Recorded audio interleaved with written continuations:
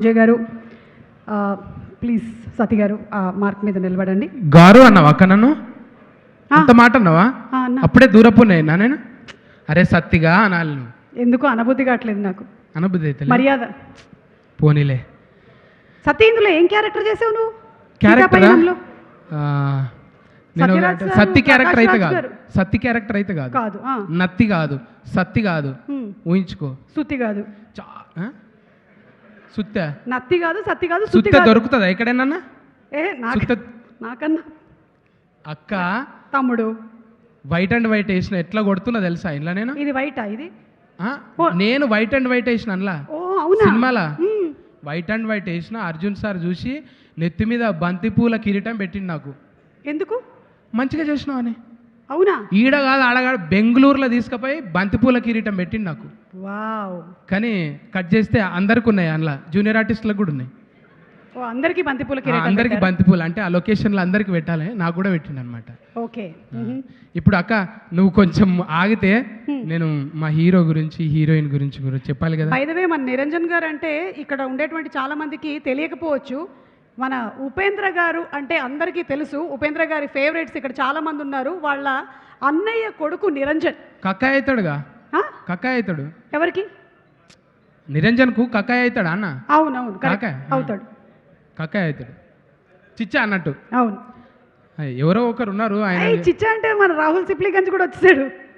పిలుస్తావేంది? Mic నాకు ఇచ్చినావు, ఇక అందరిని విలువ. నువ్వు కమింగ్ అప్ అని చెప్తున్నా ఇవన్నీ, ఓకేనా? లైవ్ కదా, అందుకని. నీతో నువ్వు కష్టం. సుమాక్కతో పెట్టుకుంటే ఇక మన గాని పని. ఇప్పుడు ఇక పద్ధతిగా మొదలు పెడితే ముందుగాల మా గురువు గారికి 10,000 శరణార్థులు. మా గురువు గారు ప్రేమగా పిలుచుకునే బర్మానందం సార్. నాకే అనుకున్న సత్యనారాయణ నిజంగా సత్తి అని పేరున్న వాళ్ళందరికీ అదేనేమో బర్మానందమేమో. సార్కు నాకు రిలేషన్ మళ్ళా సత్తెనపల్లి కూడా, సత్తన్నపల్లి అట్లా దగ్గరగా కుదిరింది అన్నట్టు. ఈ మధ్యన గురుగారితో రెండో ఈవెంట్. నేను గురుగారు ఈ సినిమాలో నేను నత్తి సత్తిలాగా కాకుండా కొత్తగా చేపించిండు అర్జున్ సార్ నన్ను. ఎప్పటికప్పుడు స్పాంటినిటీగా మారుస్తూ డైలాగులను ఇట్లా కాదు ఇట్లా కాదు, ఆయన రాసుకున్నది కూడా ఒక్కొక్కసారి చాలా బెటర్ చేసి నాకే ఆశ్చర్యం. అంటే నేను స్టార్స్ని దగ్గర నుంచి చూసినప్పుడు చిరంజీవి గారైనా అర్జున్ గారైనా బాగా దగ్గరగా కొంచెం ఒక నెల రోజులు జర్నీ చేసే అవకాశం వచ్చింది. వాళ్ళు చూస్తుంటే నిరంతరం సార్ వాళ్ళు ఎప్పుడు కూడా రిలాక్స్ లేదు.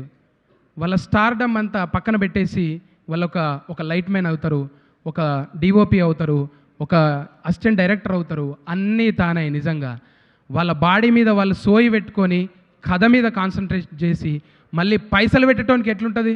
సొంతంగా పైసలు పెడితే ఎవరైనా ఒక యాక్టర్ నిర్మాత అయితే ఎంత టెన్షన్ ఉంటుందో తెలుసు కదా. అక్కడ కాల్ షీట్లు పెరిగిపోతుంటాయి, ఇక్కడ సరిగ్గా పర్ఫార్మెన్స్ రాకపోతే వాళ్ళ స్ట్రెస్ మామూలుగా ఉండదు. అసలు యాక్టర్లు ఎప్పుడూ నిర్మాతలు కావద్దని అనుకుంటారు, కానీ ఆయన ఎన్నో సాహసాలు చేసి ఇప్పటికీ ఆరోగ్యంగా అంత అందంగా ఆజానుభావులు లెక్క నిజంగా సౌత్ ఇండియా బ్రూస్లీ. ఆయన ఒక్కొక్క గుద్దితే నిజంగా ఈ అల్లొచ్చి ఆయన బిజ్జల దేవుడు ఈ మధ్యన గుద్దిండేమో ఇటుక బిడ్డల్ని. ఆయన ఎప్పుడో గుద్దిండు అసొంటివి ఇట్లా గుద్దిండే కదా బిజ్జల దేవుడు. అర్జున్ సార్ ఎప్పుడో గుద్ది పడేసిండు రికార్డులన్నీ. ఆయన గురించి చెప్పాల్సిన అవసరం లేదు. ఆయన వేదిక మీద అంతకుముందు జరిగిన ఈవెంట్లు అబ్జర్వ్ చేయండి. నేచర్కి సంబంధించిన వాళ్ళని పిలుస్తాడు ఆయన. నేచర్కి ఎవరెవరు సేవ చేస్తున్నారు, నేచర్ని ఎవరు ప్రొటెక్ట్ చేస్తున్నారు నేను బాగా గమనించిన. అంతకుముందు సింగర్స్తోని కొంతమందితోని, అప్పుడు గద్దర్ వాళ్ళ వైఫ్, గద్దర్ గారి వైఫ్, వాళ్ళ కూతురు విమలక్కతోని అందరితోని కలిసి కూర్చొని, అంటే అట్లా ఎప్పుడు ఏమి ఇవ్వాలి, మనం ఎవరితో మాట్లాడాలి, నిజమైంది గౌరవం ఏంది, మనం ఏమి ఇవ్వాలి, ఈ సొసైటీకి మనం ఏమి ఇవ్వాలి. అందులో బూతులు లేకపోయి ఉండొచ్చు, పెద్ద రక్తపాతాలు లేకపోయి ఉండొచ్చు, కానీ అందమైన ఆంజనేయుడు, అందమైన అమ్మతనం, కమ్మటి వంటలు, ఒక కుటుంబం, ఒక బంధాలు, బాధ్యతల గురించి ఎంత నీట్గా ఒక కమర్షియల్ సినిమా. ఇది కావాల్సింది సొసైటీకి. ఇది దొంగ బట్టబాజ సినిమాలకి కాకుండా మంచిగా బరువు ఏంది, బంధాలు అంటే బరువు కాదు బాధ్యత కాదనే ఒక డైలాగు నిజంగా మన ఇళ్ళల్లో మన పిల్లలకి చెప్తుంటాం. పేరెంట్ ఎవడైనా బాధ్యతగా ఉండేటోడు సీరియస్గా ఉంటాడు. జోకు ఈ సినిమాలో చూసినట్టు డాడీ నేను లవ్ చేసిన ఇద్దరం కలిసిపోయి అమ్మాయిని చూద్దాం ఇట్లా ఉండదు కదా. కుటుంబం అంటే సీరియస్గానే ఉంటాడు ఫాదర్ రోల్. అంటే నువ్వు భర్తగా ఒక అన్నగా ఎట్లయినా ఉండొచ్చు, కానీ తండ్రిగా మాత్రం సీరియస్ ఉంటాడు మనిషి. అట్లా ఆ తండ్రి ఆ బిడ్డకు ఎంత మంచిగా చెప్పొచ్చు, ఎంత ప్యాంపరింగ్ చేస్తూ చెప్పాలి. ఒక తండ్రి దగ్గర కూతురు నటించాలంటే ఎన్ని హద్దులు ఉంటాయి, కానీ అవన్నీ ఏం లేకుండా అడవిలోనే నెమలి అన్న లెక్క పాటలు ఉంటాయి చూడు. అడవిలో నా నెమలి బోలే చెల్లమ్మ, నువ్వు ఆటలాడుకో పాట పాడుకో చెల్లమ్మ అన్నట్టు ఒక తండ్రి దగ్గర కూతురు నటిస్తుంటే నాకు నిజంగా హ్యాట్సప్ సార్ మీ ఓపికకి. ఎవరు పిల్లల్ని అట్లా దగ్గరగా నేను వాళ్ళు చేస్తుంటాను, నేను పోతలే, నేను ఉంటాడు చేయడు అన్న రోజులు, కానీ మీరు దగ్గర ఉండి ఎంత మంచిగా చేయించారు. అమ్మ కూడా నిజంగా అమ్మ అనాలనిపిస్తుంది. ఎంత పద్ధతిగా అట్లనే నిరంజన్ గారు కూడా ఆయన అంతుండి కూడా మా హైటుకు కొంచెం వంగి ఇట్లా పెడుతుంటాడు అనమాట. నేను ఈడ పెడితే మళ్ళీ పొగరనుకుంటారేమని మా హైటుకు వంగి ఇట్లా అంటాడు అనమాట.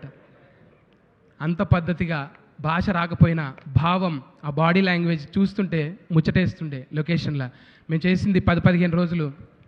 అమ్మ నివేదిత అమ్మ థ్యాంక్స్ అమ్మ.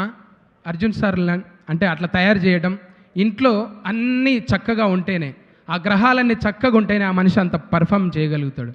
మీరందరూ మంచి గ్రహాలు, మీరు ఆయనకు చుట్టూ ఉండి మీరందరూ నడిపిస్తున్నారు. గ్రేట్.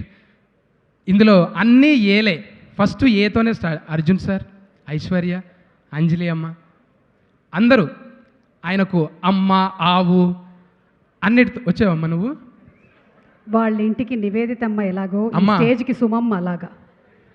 అందుకే నేను ఇక్కడ సుమమ్మ నిన్ను కూడా వద్దు సుమా అని అనలేమమ్మా. నువ్వు గెలుకుతూనే ఉండాలి. మీరు గెలికిన కొద్దీ మేము గెలుస్తూనే ఉంటాం. గెలుకు. అట్లా ఒక్కొక్కరు చెప్పుకుంటూ పోతే, ఇట్లా డిస్టర్బ్ చేసుకుంటూ పోతే మనకున్నదే దేడిది మాకు, అందులో సగం బాయ్. ఇక ఏం చేస్తాం? నేను చెప్తా, నివేదితమ్మ దగ్గర ఆగావు. నివేదితమ్మ థ్యాంక్స్ అమ్మ. అట్లా తయారు చేసిన చాలామంది ఉన్నారు, నేను అందరి పేర్లు చెప్పకపోవచ్చు. మా అనూపన్న, రాహుల్ భాయ్, ఏ ఊరికి వెళ్తావే పిల్ల, సూపర్ మంచి పాట అనేది. ఏడున్న వోకల్స్. చెల్లె నువ్వు కూడా వచ్చినావు. మధు కూడా వచ్చి, మధుప్రియ, అందరిని చూస్తుంటే ఇప్పుడే చూసిన అమ్మ. థ్యాంక్స్ అమ్మ. ఎంఎస్ నారాయణ గారి కూతురు. నేను ఫస్ట్ టైం చూస్తున్నా. అందరు లేచి పడితే నేను ఎవరో అనుకున్నా, తర్వాత అడిగితే గురుగారు చెప్పారు. థ్యాంక్స్. ఈ వేదిక మీద మంచి మాటలు రాసే ఇంకా సాయి మాధవ్ నాకు కొంచెం బుర్రలేదు సార్, లాస్ట్లో చెప్పిన పేరు ఏమనుకోండి. సత్యరాజ్ గారు అంత పెద్ద యాక్టర్తోని ఒకరోజు ఉన్న సార్, సడన్గా వాళ్ళకి ఏదో ఇంట్లో జరిగి వాళ్ళ అమ్మగారికి ఏదో బాగాలేదని వెళ్ళిపోయారు అక్కడ లొకేషన్లో. Thank you sir. Prakash Raj గారు నన్ను ఫస్ట్ టైం చూసినప్పుడు కూడా ఎరా అన్నాడు. ఏం సార్ రా అంటున్నావు అన్నా. ఎలా కూడా అంటారా అంటాం సార్ అంటే, ఫస్ట్ టైం కలిసినప్పుడు అరే తూరే అంటుంటే ఆ చనువు తీసుకున్నాడు అంటే పెద్ద అయిన కదా, ఆ క్యారెక్టర్లో ఉండి అట్లా అనమాట. మనమేమో ఏం సార్ నువ్వు ఫస్ట్ టైం కలిసినప్పుడే అరే తూరే అంటున్నావు, నేను మాట్లాడా అంటే ఏంట్రా నిన్న రా అన్నందుకు మళ్ళీ కూడా రా అన్నావు సార్ నువ్వు అన్న. రోజు రానుడు మొదలుపెట్టింది, ఇక మాట్లాడే పని చేసింది నేను. అట్లా చిన్న చిన్న ఇన్సిడెంట్లు చాలా ముచ్చటగా సాగింది మా సినిమా జర్నీ. మంచి సినిమా తీసిరు సార్.